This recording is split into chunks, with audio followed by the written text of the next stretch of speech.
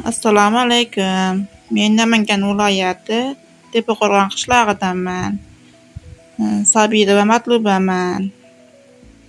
Men 10 yildan beri yuqori qon bosimi, ortiqcha vazn bilan og'rib kelardim. Bo'g'im og'riqlari, revmatizm bilan og'rirdim. Mana shu Totex Storis'ni ichib qabul qilganimdan beri og'riqlarim yo'qoldi.